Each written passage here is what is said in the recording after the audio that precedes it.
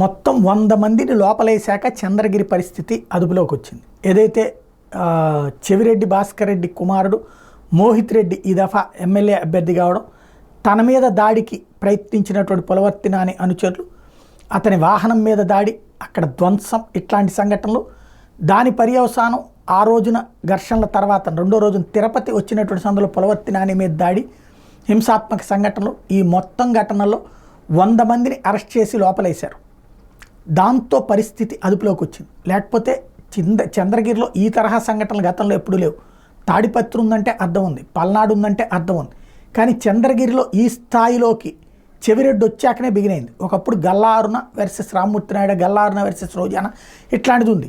అప్పుడు విమర్శించుకున్నారు కానీ ఘర్షణ వాతావరణాలు లేవు. చెవిరెడ్డి అక్కడ అడుగుపెట్టి సుదీర్ఘకాలపు రాజకీయం చేసినటువంటి గల్లా కుటుంబాన్ని దెబ్బతీసే సందర్భంలో ఎస్సీ ఎస్టీ మైనార్టీలను బేస్ చేసుకుని రాజకీయం నడపడం ప్రారంభించి అక్కడ ఒక రకమైన ఘర్షణ వాతావరణానికి, అంటే సుదీర్ఘకాలం పాటు పల్లె ప్రాంతాల్లో పెద్దవాళ్ళుగా చలామణి ఉన్నటువంటి వాళ్ళు ఎవరైతే ఉన్నారో వాళ్ళ మాట అక్కడ వాళ్ళు వింటున్నారు కాబట్టి వాళ్ళ మీద రివోల్ట్ అయ్యేలా చేసి ఘర్షణ వాతావరణం సృష్టించడంతో ప్రారంభమైనటువంటి అంశాలు ఇప్పుడు పీక్ స్టేజ్కి చేరుకున్నాయి. అది మరొక తాడిపత్రిలాగా మారుతున్నటువంటి నేపథ్యంలో ఈ తాత్కాలిక చర్య ఏ మేరకు ప్రయోజనం చూడాలి.